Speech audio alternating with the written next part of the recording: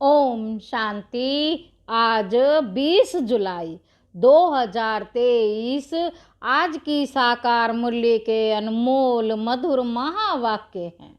बाबा कहते, मीठे मीठे बच्चे, शिव बाबा का चित्र एक कोठरी में रख दो। घड़ी घड़ी जाकर उसके सामने बैठ बातें करो। घड़ी घड़ी जाकर उसके सामने बैठ बातें करो तो सारा दिन याद बनी रहेगी। आज की मुरली का प्रश्न है, नया और अनोखा प्यार कौन सा है जिसकी अनुभूति केवल संगम पर ही होती है? उत्तर है, विचित्र बाप के साथ प्यार करना। विचित्र बाप के साथ प्यार करना, यह है नया प्यार। तुम जानते हो, निराकार विचित्र बाबा इस साकार में आया हुआ है। हम उनके सामने बैठे हैं। हमें संगम पर डायरेक्ट ईश्वर का प्यार मिलता है। यह है नया और अनोखा प्यार। सारा कल्प देहधारियों से प्यार किया, अब विदेही बाप से प्यार करना है। ऐसा प्यार संगम पर ही होता है। गीत है, कौन आया मेरे मन के द्वारे, ओम शांति। बाबा कहते, बच्चे जानते हैं कि बेहद का बाप विचित्र है और अभी एक नया प्यार लेकर के हम बाबा के पास बैठे हैं।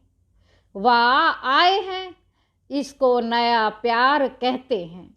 ईश्वर का प्यार सिर्फ एक बार बच्चों को मिलता है। बच्चे समझ सकते हैं, बरोबर परमपिता परमात्मा को हम सब याद करते हैं। वह निराकार विचित्र बाबा इसमें आया हुआ है। परमपिता परमात्मा हम आत्माओं का बाप है। हम अभी उनको जान पहचान गए हैं। उन्हें प्यार भी अनोखा है। यह प्यार भी अनोखा है। वैसे तो हमेशा देहधारी को ही प्यार किया जाता है। यह है विदेही, बिगर देह के। हम उनके सामने बैठे हैं। वह बहुत प्यार से आकर पढ़ाते हैं तो नई बात हुई ना। आगे जो आशाएं थी, धन मिले, महल मिले, वह सब आशाएं बदल गई हैं। सारी दुनिया में तुम्हारी आश बदली हुई है। सारी दुनिया में तुम्हारी आश बदली हुई है। हम अभी बाबा से विश्व का मालिक बनने का पुरुषार्थ कर रहे हैं। अभी तू सन्मुख बैठे हो, अभी तुम सन्मुख बैठे हो। जानते हो, वही सब आत्माओं का बाप पतित पावन शिव है। याद भी उनको ही करते हैं। अभी तुम बच्चे सन्मुख बैठे हो, दिल में उमंग है। बेहद के बाप से बेहद का वर्षा लेना है। कितना विचित्र अनोखा वंडरफुल बाबा है, यह और कोई नहीं जानते, सिर्फ तुम ही जानते हो। बाप कैसे अपना बनाकर फिर पढ़ाते हैं, तो फिर ऐसी क्या युक्ति करे जो घड़ी घड़ी बाप को याद करते रहे। बाप राय देते हैं, हर एक अपने घर में शिव का चित्र रख दे। शिव बाबा का चित्र देख समझेंगे, बेहद का बाबा पतित पावन आया हुआ है। पावन दुनिया स्थापन करने उनसे हम अभी 5000 वर्ष पहले मुआफिक वर्षा ले रहे हैं। स्वर्ग के सब राज्य का आत्मा जानती है। हम स्वर्ग में जाकर शरीर के साथ राज्य करेंगे। जो बात कभी स्वप्न में भी नहीं थी, अब वह आया है। तो एक कोठरी अपनी बनाए, शिव का चित्र रख, उसमें लिख देना चाहिए। एक कोठरी बनाए और उसमें शिव का चित्र रख, लिख देना चाहिए। बाबा आया हुआ है, उनको आना ही है। स्वर्ग की स्थापना करने, नरकवासियों को स्वर्गवासी बनाने। घड़ी घड़ी शिव बाबा को देखते रहेंगे तो याद रहेगी। चित्र गले में भी डाल देते हैं, पति का भी चित्र भी गले में डाल देते हैं ना, पति का भी चित्र गले में डाल देते हैं ना। तुम बच्चों के लिए भी तैयार करा रहे हैं। पारलौकिक बाप को याद करना बड़ा अनोखा है और सभी को याद को समेट एक को याद करना है। जैसे भक्ति मार्ग में भी अपने घर में पूजा की कोठी अथवा मंदिर बनाते हैं ना, वैसे ज्ञान मार्ग में भी कोठी बनाएं, उसमें सिर्फ शिव बाबा का चित्र रखना चाहिए। मनुष्य समझते हैं ब्रह्म कुमारियों की मुरली विकार से छुड़ाती है। अरे यह तो अच्छा है ना, पावन बनने लिए जरूर विकारों को तो छोड़ना होगा। बिगड़ते हैं भक्ति क्यों छोड़ते हो? अच्छा हम भक्ति करते हैं परंतु एक की दूसरा ना कोई। और संग बुद्धि योग तोड़ देना है, और संग बुद्धि योग तोड़ देना है। तुम्हारी युद्ध माया से है। तुम बाप को याद करते हो, माया तोड़ने की कोशिश करती है। हमको शिव बाबा से वर्षा मिलता है। ऐसे याद करते रहेंगे, शिव बाबा को देखते रहेंगे तो तुम्हारी कोठी वैकुंठ बन जाएगी। मीरा भी भक्ति करती थी तो वैकुंठ का साक्षात्कार करती थी। उनको भी साक्षात्कार कराने वाला शिव बाबा है।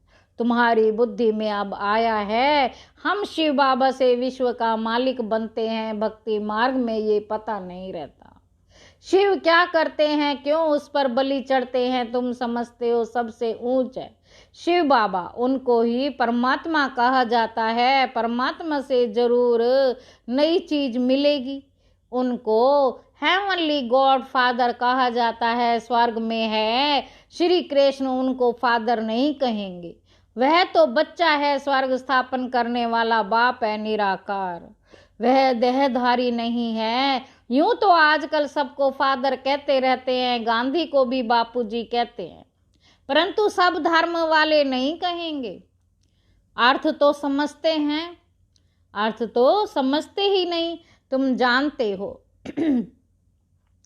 सबका बापू जो शिव बाबा है शिव बाबा, शिव दादा नहीं, शिव बाबा। वह निराकारी दुनिया में रहते हैं, श्री कृष्ण को याद करेंगे, लेकिन वह तो वैकुंठ निवासी हैं। ऋषि मुनि आदि सब देहधारी यहाँ होकर गए हैं। परमात्मा है निराकार, परमात्मा है निराकार, उनको देह है नहीं। सर्वव्यापी के ज्ञान कारण बुद्धि किसी की भी चलती नहीं, बुद्धि किसी की भी चलती नहीं। बाप आकर बुद्धि का ताला खोलते हैं। बाबा कहते बाप आकर बुद्धि का ताला खोलते हैं। यहाँ है नई बात, और सत्संग में ऐसे नहीं समझते कि शिव बाबा नॉलेज दे रहे हैं। वहाँ तो सब देहधारी बैठे हुए हैं, तुमको निश्चय है हम निराकार बाप से सुन रहे हैं। निराकार जरूर जब साकार में आए तब तो पहचान दे। कल्प कल्प बाप आते हैं, आकर मालिक बनाते हैं। फिर भी माया कितना हैरान करती है, विघ्न डालती है।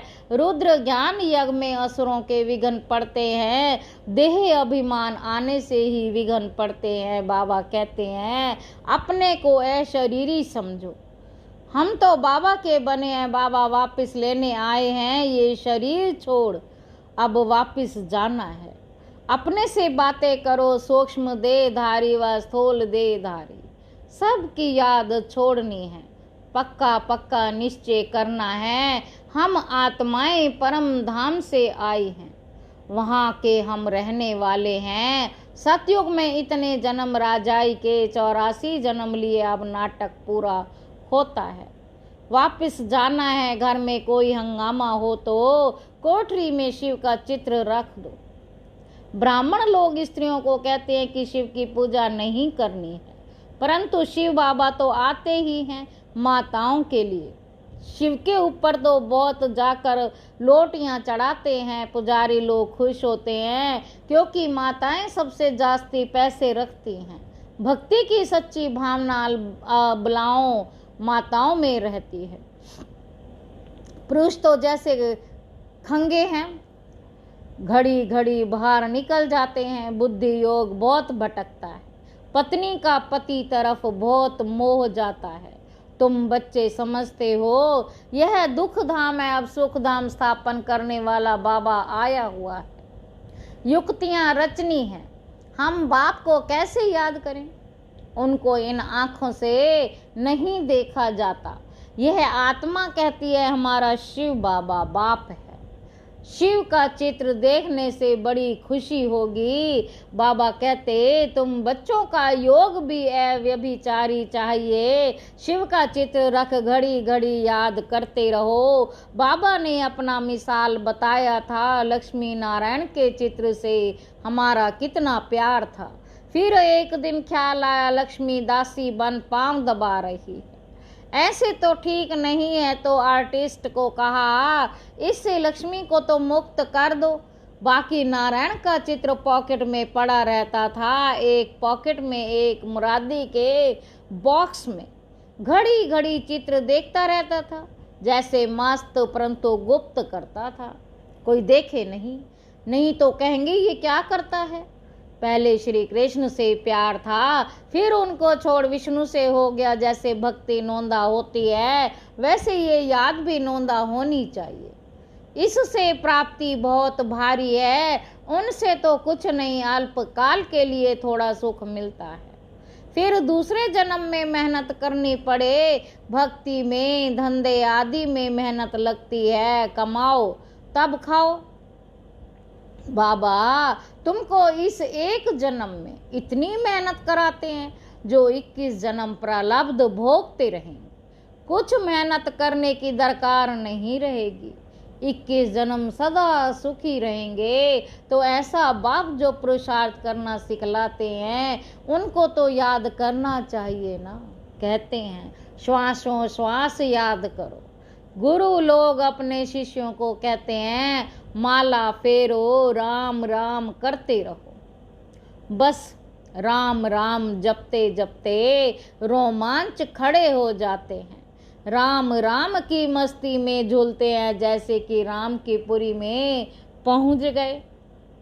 तुमको तो बाबा कहते हैं शिव बाबा की याद का अजपा जाप करो, अजपा जाप करो और कुछ याद ना आए। परंतु माया भी सामना करती है। भक्ति मार्ग में थोड़े ही माया सामना करती है। यह है माया और ईश्वर के बच्चों की युद्ध। नाटक भी बनाते हैं। भगवान ऐसे कहते हैं, माया ऐसे कहती है। अभी है संगम युग। माया के उल्टे सुल्टे संकल्प विकल्प तो आते रहेंगे। तूफान ऐसा जोर से लगता है जो मनुष्यों को भी उड़ाकर दूर फेंक देता है। यह फिर माया रावण का तूफान है। उनसे बचने की युक्तियां तो बाबा बताते रहते हैं। तुम कहेंगे हमको परमपिता परमात्मा राजयोग सिखलाते हैं। बाबा कहते तुमसे कोई पूछे तुमको ये सन्यास किसने कराया, गुरु कौन है, बोलो। बाबा कहते तुमने पूछो, तुमसे कोई पूछे तुमको ये सन्यास किसने कराया, गुरु कौन है, बोलो। परम पिता परमात्मा ऐसा कोई नहीं होगा जिसको भगवान आकर सन्यास कराए। वह सब मनुष्य मनुष्य को कराते हैं। यहाँ बाप आकर कहते हैं देह सहित जो भी संबंध है उनको छोड़ो। इस पुरानी दुनिया का त्याग कर नई दुनिया को याद करो। सन्यासी ऐसे थोड़े ही कहेंगे, अब तो प्रैक्टिकल में पुरानी दुनिया का विनाश होना है। इसलिए सबका बुद्धि से त्याग कर एक बाप से बुद्धि लगानी है। तुम सागाई करते हो ना, देहधारी को याद किया तो सागाई कच्ची हो जाएगी। सर्वधर्माणी मैं फलाना हूँ, ये हूँ, वह सब छोड़ अपने को आत्मा समझो। 84 जन्मों को तो तुम जान गए हो, अब खुशी से वापस जाते हैं, ताली बजानी चाहिए। अब खुशी से वापस जाते हैं, ताली बजानी चाहिए। हम आत्माएं एक शरीर छोड़ दूसरी लेती हैं, अपने को देही समझना है। हम आत्मा पहले पहले गोरी थे, फिर 84 जन्म लिए, अब वापिस जा करके फिर आए स्वर्ग में राज्य करेंगे। यह सब दर्शन चक्र फिराना कितना सहज है। शिव का चित्र तो पॉकेट में पड़ा रहे। बाबा आप आए हो, कितने मीठे हो, हमारे बाबा हो ना। ऐसी ऐसी बातें करनी चाहिए। श्री कृष्ण के साथ भक्ति मार्ग में ऐसी बातें करते थे ना। शिव का फर्स्ट क्लास लॉकेट सोने चांदी का बनाएंगे, गरीबों को सोने का, साहूकारों को चांदी का देंगे। ये माताएं बड़ी मीठी हैं। गांव वालों में भाव अच्छा रहता है। साधारण बच्चों को देख बाबा भी खुश होते हैं। श्री कृष्ण को गावड़े का छोरा कहते हैं ना। श्री कृष्ण तो गावड़े का छोरा बन ना सके, वह तो स्वर्ग का मालिक है। इनकी और श्री कृष्ण की बातें मिक्स कर दी। गावड़े का पूरा अनुभव इनको है, तो शिव बाबा व श्री कृष्ण गावड़े का छोरा बन ना सके। हाँ, यह दादा छोटेपन में था, पला ही गावड़े में हूँ, तो इस साधारण तन में फिर बाप ने आकर प्रवेश किया है। बाबा ने मुख्य बात समझाई कि सारा मदार है याद पर।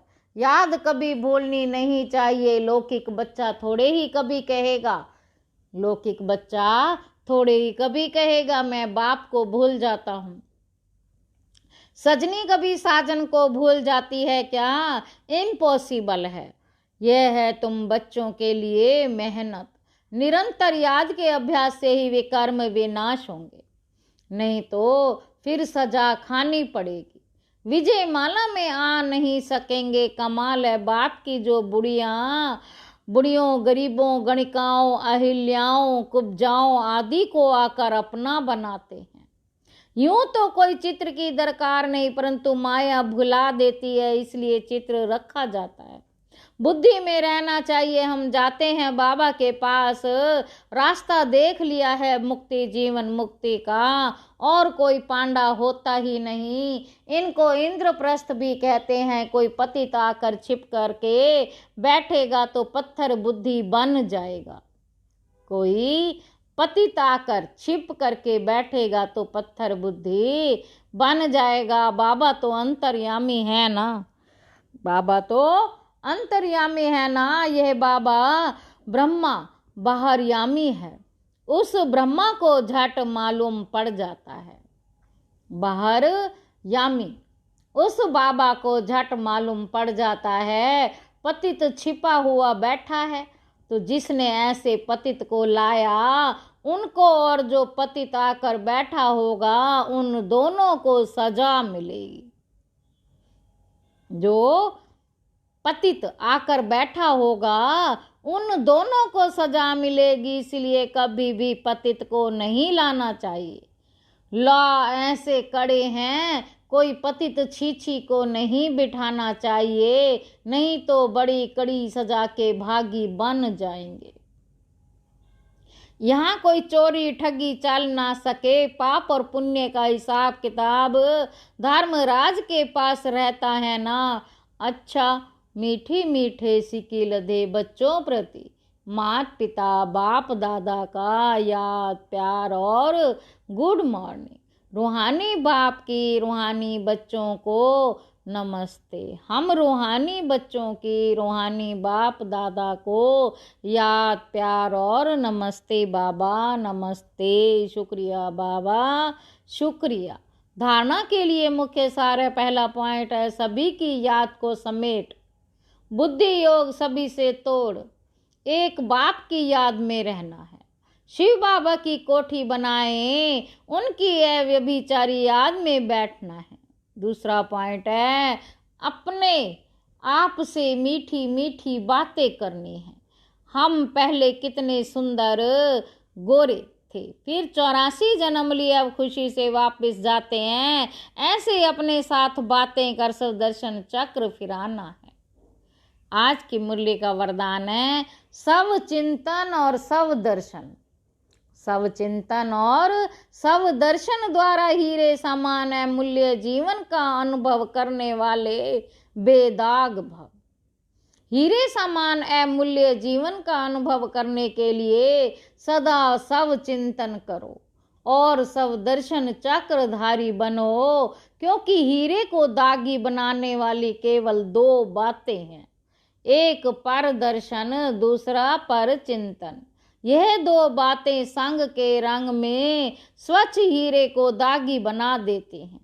इसलिए इस मूल बीज को समाप्त कर सब चिंतन करो और सब दर्शन चक्र फिराओ तो धूल और दाग लग नहीं सकता।